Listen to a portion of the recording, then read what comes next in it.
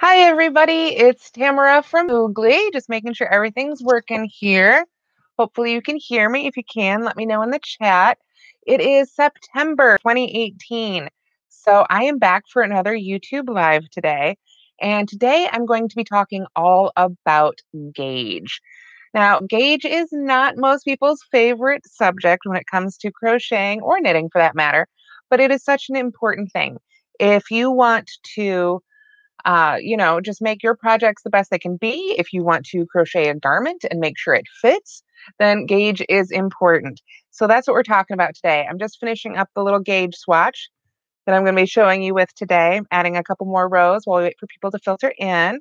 So hi. Oh, Tammy's here. Hi. Good. Thank you. So glad you guys tuned in today. I don't know who caught my Facebook Live this morning. If you missed it, you can go to the link in the description for this YouTube video, and I have it embedded right there on the blog. So there you can see the projects that I've made this past month, all of which have their own YouTube videos. So hopefully you caught them there too. And then I also gave a big preview of the crochet along that I'm doing in the month of October. So if you normally only catch the Moogly YouTube videos, there will be YouTube videos for those patterns, but if you really want to participate in the whole crochet along, there's going to be giveaways, like I say, patterns with videos and all that stuff. So definitely go check that out. Again, at the link in the description. Then you can go ahead and get your yarn for the crochet along. It's just a little mini one. It's just for October. But we're going to be using Red Heart Amore. Oops, a little bit of glare. There we go. This one, people have been finding this one in their Walmarts if you're lucky enough. Or, of course, if you can get it at redheart.com, and I've got it linked to the blog post too. Hi, Karen, and also Karen. Two Karens today. Hi, thanks so much for tuning in, you guys. So anyway, basically, let's get to it. Let's talk about gauge. Now, what is gauge? Gauge is basically how many stitches and how many rows it takes to hit a certain measurement. Now, if you look at a pattern and it lists a gauge, 9 times out of 10, it'll say so many stitches and X, meaning kind of like by, so many rows equals, and most often it's going to be 4 inches. Sometimes it'll say 10 centimeters for those across the pond or, not in America. But 4 inches and 10 centimeters are exactly the same. So same difference. And I've got one more stitch here in my row for my little gauge swatch here.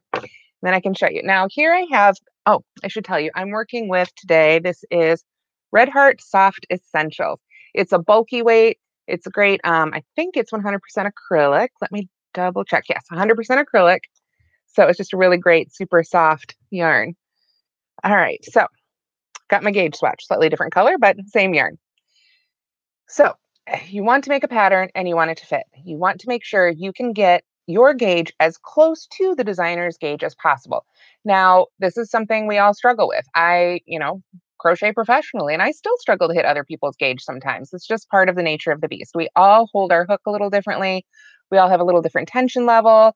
And most importantly, we all work our stitches a little differently. And that's where we can work to fudge that gauge a little bit. But the why is just basically to make sure your garment fits. Um, Again, just because you're not hitting the designer's gauge doesn't mean you're doing anything wrong. Doesn't mean the designer is doing it right. It's just what it is. Every designer has a different gauge. There is no standard gauge. There's no right way, wrong way. It's just the way you crochet. So if you don't find yourself getting gauged, don't feel bad. You're not doing anything wrong. You just need to adjust so you can get close to the designer's gauge so you can get your finished project to look the way you want it to look. So, all right, we've got some comments. Hi, everybody. Oh, good, good. All right. So you're saying any yarn as long as my gauge is the same. Now, yes and no. If you can get the same gauge, that's a really good start.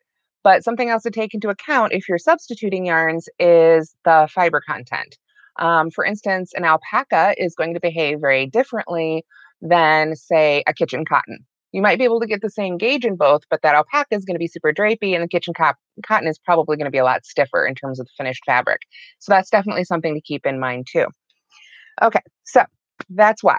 The why is so you can get your object to fit. Basically, how do you do it? Well, you can go ahead and start making your project. And if it's a small enough project, that's perfectly fine to do.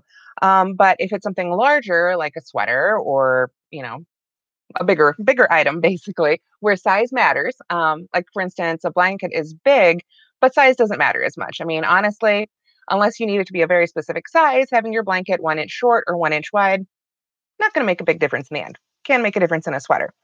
So what you want to do is make a gauge swatch. And ideally, you want to use whatever stitch pattern they've listed. Well, you have to. You have to use whatever stitch pattern they've listed for the gauge. If you're lucky, it's the same stitch pattern that's used in the project. That doesn't always work. I can tell you as a designer, some stitch patterns are just incredibly difficult to measure for gauge because they're so complicated. You've got a bunch of different stitches in each row and you don't know exactly where someone's going to measure it. So once in a while, therefore, if it's something like lace or something really complicated, you might see a gauge swatch that's something simple like double crochet. That is a good start and will get you there without everybody saying, now, wait, where did they measure that from to figure that part out? So when you make your gauge swatch, here's a really good tip. Like I said, most gauges are listed for 4 inches. You want to make your gauge swatch bigger than 4 inches because you want to be able to measure in the middle of it, both up and down for rows and side to side for stitches. If you only made it 4 inches wide and 4 inches tall, sometimes those sides can pull in. And sometimes, if you measure up here, it's going to read as taller than the rows down here. So you want to make it at least 6 inches is what I'd recommend. And if you really want to be sure, go ahead and make like a 12-inch gauge swatch. If you really want to make sure before you get started, the bigger the gauge swatch, the better. Another tip when you make your gauge swatch, if the gauge in your pattern mentions or says that it is a blocked gauge, meaning after they made the garment, they stretched it out somehow maybe, or pulled it to a certain shape, a certain dimension, which you can do a lot with yarn. If you get it wet, it's like laying a sweater flat to dry. Get it wet, lay it out to shape, and let it air dry. That can change the gauge. The gauge after it's been blocked can be different than it is straight off the hook. So if that's the case, then you need to finish your gauge swatch and go ahead and block that just as you would that garment when you're finished. So keep that in mind too. Okay, deep breath. All right, so how do you measure the gauge? Obviously, you need a tape measure. I've got this cute little one by Red Heart. Aren't they adorable? They've even got a little heart for the button. So it's my favorite. But basically, you just want to, and it's going to be hard to hold up here in front of the camera. You just want to measure, like I say, around the center of your swatch. You want to see count how many stitches you get within that 4 inches, and then go, whoops, this way. And then you can count how many rows you get in that same measurement and see how close you are to that designer's gauge. Measuring it really is that simple. Obviously, it helps if you know how to read your crochet already. I know when you're a beginner, it can be really hard to tell, how many rows have I made. The stitches are a little easier because you can see a little bit of daylight in between them. But the rows, it can be difficult. So if you're a very beginner and you're having trouble counting your rows, it's okay to put a little stitch marker. I talked about that last month for my YouTube live. Put a little stitch marker in the end of each row as you make it, and then you'll be able to have an easier time counting those. So you want to get close to the designer's gauge, but like I said, the problem is that doesn't always happen, right? So let's see. How do you fix it?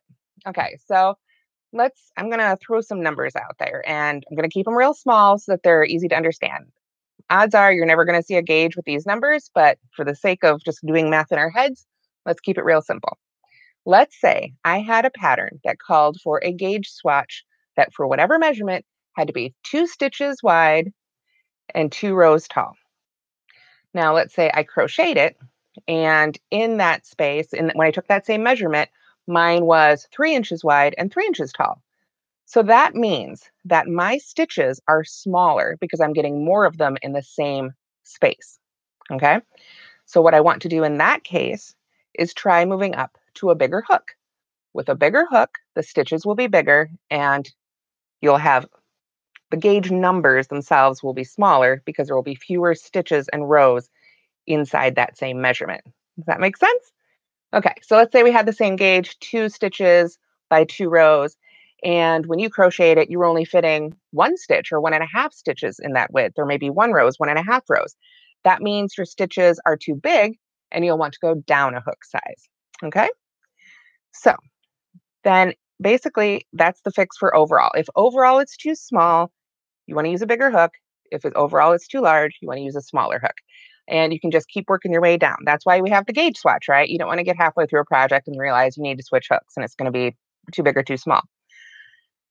However, it doesn't always work out so cleanly. You might switch up to that bigger hook and all of a sudden your stitch gauge is right, so you've got the right number of stitches going across, but your rows are still off. And this can happen really commonly. On the other hand, your rows might be right and your stitch width might be wrong. In that case, what you want to do is play with your hook size until you get the correct stitch width, the stitch gauge. Once you've got the stitch gauge correct, then you can change the height of your stitches using something called the golden loop. And that's what I'm going to describe for you today. Pick that swatch back up. I dropped it on the floor. All right. So the golden loop is essentially, and I'm going to try and hold this right up to the camera here. Let me pull back a couple stitches so I can demo right in the middle of a row here. Okay, now this is, like I said, this is a swatch made of double crochets. I'm going to move up close to the camera here. Okay, I'm going to try and put my elbows on the table and rest and see if we can do this. Now it's going to look backwards, probably. I never know when YouTube's going to flip it or not, but bear with me. When you yarn over for a double crochet and you go into the stitch and you pull up a loop, that loop you just pulled through, let's see, there we are, right there. That is your golden loop. And that means the reason it's called a golden loop is because that right there is where you adjust the height of your stitch. It's all in that little loop. And it's because there are 3 different ways of making your stitches. Now, it's all about your non-hook hand. Say I've pulled up that loop and I yarn over and pull through 2 and yarn over and pull through 2, like so. This hand is doing all the tensioning, right? So let me pull, well, I'm gonna pull it back out. Yarn over again. When I go through and pull up that loop, some people, and there's nothing wrong or right about it, it's just how different people crochet. Some people will hold that hook right along the work here. You can see how I have it right now. And without adding or subtracting any tension here, we'll just keep it really even. Excuse me, there we go. Yarn over and pull through like so. And that's called riding or a rider. If you just hold your hook right there, right along it, and don't tug or loosen up that loop at all, then that's riding. I'll take another one here. Yarn over and go in the stitch and pull up a loop. Now, some people are tuggers. After they pull up that loop with their tension hand, they tend to pull back and tighten it up. If you tend to do that and tug down there, if you're a tugger, then your stitch is going to end up being just a little bit shorter because you've made that stitch, that loop a little bit shorter and smaller by tugging. Alternatively, you could be a lifter. I'll do another one. You go into that stitch, pull up that loop, and some people like to pull that up real high. They might even pull that loop up to the height of their entire row, whatever that stitch is. Again, this isn't just for double crochet. I just picked that because it's such a common stitch. So if you lift rather your loop all the way up to the height of the stitch here, I'll finish this double crochet, and you can see, hopefully right there, that is trying to be way taller right there. So you see? So by pulling up on those loops, you can get a taller stitch. By tugging down on it, you can get a shorter one, or you can just ride it right along the line, trying to minimize tugging or lifting. So, oops, hit my elbow on the table there. So if you have been making your project and your rows aren't tall enough, if you've got too many rows inside that measurement, watch and see what you're doing. If you're tugging back, try riding it. If you're riding, try lifting. Try pulling that first loop up higher. That can be the key to it. If you have too many rows, or excuse me, too few rows, if your rows are too tall, then instead you can try going, if you're a lifter, try going down to riding. If you find yourself riding, try giving a little tug. That way it can help you match whatever the designer's doing. Because again, designers, we're lifters, tuggers, and riders too. You know, it just happens. That's just how it works. So that is basically how you fix it. Now, that said, that all requires a little bit of conscious attention. And if it's a big project, you know, if you're like me, once you've got that stitch pattern memorized, you're going to be sitting in front of Netflix or talking to your friends or visiting family, whatever you do when you crochet, sitting in a waiting room, sitting in the car waiting for the kids to get out of school, whatever it takes, right? All the places we crochet. So it can be hard to remember to, oh, I need to lift or I need to tug or I need to make sure I'm riding for this pattern. So if you find yourself in a real pinch like that, you can, depending on the pattern, look at changing the stitch a little bit. And This little tip works better when you want your rows to be a little bit taller. If you need them shorter, it's a little harder. Tugging down is really kind of the best option other than changing to a shorter stitch, again, if it works for the pattern. Um, on the other hand, if you need your stitches a little taller, there are little cheats. For instance, instead of, I have videos for these too on the Moogly Blog YouTube channel. Um, but you could do something called an extended stitch. And this is a little trick. It's a fully fledged stitch on its own. You can make a whole project with extended stitches if you want to. But it is, for instance, an extended double crochet is just a hair taller than a double crochet, but not as tall as a treble crochet. So basically, it goes back to that golden loop. You go into the stitch, pull up that loop, that golden loop, that first one you've just pulled through your fabric there. And then when you yarn over, again, this is for a double crochet, rather than pulling through two, just pull through that first loop on the hook. Then finish your stitch as normal. You can see again, that's just that little bit taller than a double crochet, but not as tall or floppy as a treble crochet. And you can do that with anything. Any stitch really. You could do it with a half double crochet. We'll yarn over, go into the stitch, pull up the first loop, yarn over and pull through that first one, then yarn over and pull through all three. There we are. And again, some of these even have different names, but they're all just sort of extended stitches. We'll do one real quick here with a single crochet. I've got one stitch left to work into. So we don't yarn over first, we just pull that loop through. And then we could just make that a little bit taller by yarning over and pulling through that first loop, and then yarning over and pulling through two. So it's getting a little messy because I've got different heights of stitches here, but I think you get the idea. So that can be another thing if you're just having a hard time remembering to lift those stitches and pull up a little bit more. You can try substituting an extended stitch instead. Tonya says, good info. I didn't know any of this. Oh, I'm so glad it's helpful. Thank you. Simone says, hi from Connecticut. Love your channel. Thank you so much, Simone. I appreciate it. I hope you're safe out there. I know the East Coast. I know East Connecticut's a lot more north, but hopefully you guys didn't get too much weather effect this year.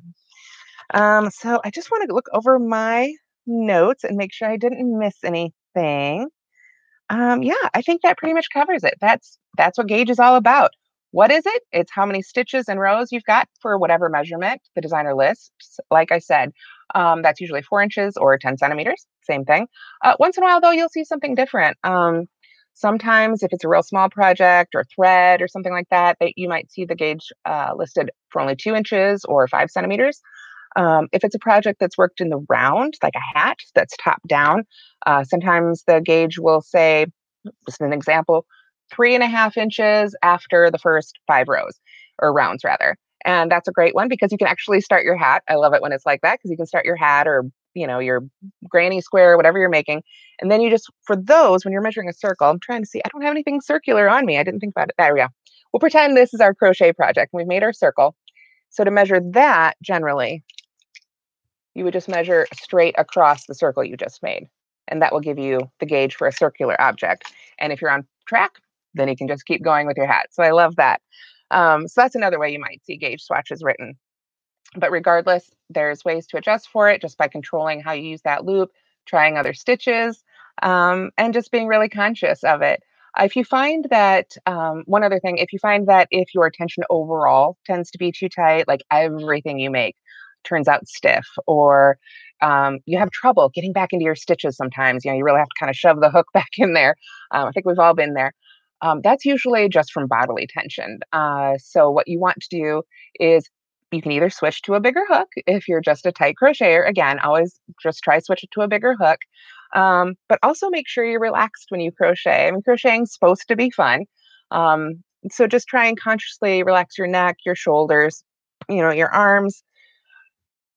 Take a deep breath before you start crocheting, and that will help relax your tension too. If that's still a problem or you find yourself tensing up just, because of the working of it, try putting a pillow under each arm. Let your arms rest on that pillow as you crochet, and that will help you relax the chest muscles and the shoulder muscles. And that can help make your tension both more relaxed and more even. That will help you keep a more even tension too. I mean, if you're real tight, that's going to vary. Sometimes you're going to loosen up. Sometimes you're going to be tighter. You get to a scary part of the movie, you might tighten up. But if you can keep physically relaxed, that will help you with the tension and gauge overall and sort of just maintain that gauge. So Martha says, thank you for the instruction. Oh, thank you. I'm so glad you're enjoying it. Ah, yes, in Tennessee. That's fantastic. I was actually just listening to Tennessee by Arrested Development this morning. That's kind of gets me going in the morning. Oh gosh. So I would just want to say thank you. Hi, Alba, Cora. Yes, Cora, Anime 10, Tonya, Simone. Thank you so much, you guys, for tuning in. I think that's all I've got to say about Gauge, really. Like I said, if you go to the link in the description, you can find links to the Red Heart Soft Essentials, which I used for a Gauge swatch today. I've also got the link to Furls. I know people always ask me about the hooks. This one is a Furls, one of their new blue Odyssey hooks. Had a blank moment there. And like I said, also at that link, you'll find the Facebook Live I did this morning. Oh, and before I go, I wanted to mention too, this weekend I will be at In the Making in Bethel Woods, New York. If you haven't heard of it yet, that's okay. It's brand new. This is its first year. And so it's going to be, I think, nearby, if not on the same grounds as Woodstock. So that's exciting. I've never been out there and I want to see that. But it's going to be cool. It's a consumer, just like creativity festival, I think is what they're calling it. And it's Saturday and Sunday, September 29th and 30th. So I had to look at my calendar, make sure I got the dates right. So I'm going to be there. I'm going to be in the Red Heart tent. I'm going to be with Marley Bird. If you're on YouTube, you know Marley Bird. She's amazing. So we're both going to be there. And we're going to be talking and showing off Loop It, which, again, if you haven't had a chance to try this, give it a try. It is so much fun. There was a huge display of it at my Michael's. So definitely check out yours. And if they don't have it at your Michael's, you can obviously get it from redheart.com. Again, link in the description. And we're going to be running some like speed contests and just demonstrating and just having a blast. It's going to be so much fun. So if you'll be there, be sure to stop by and say hi. And otherwise, I will see you back here on YouTube pretty soon. I will be doing a back crochet along in October again with Amore. And there will be videos for every one of those patterns coming in October too. So I hope to see you there. Thank you so much for watching, and I will see you guys next time. Bye.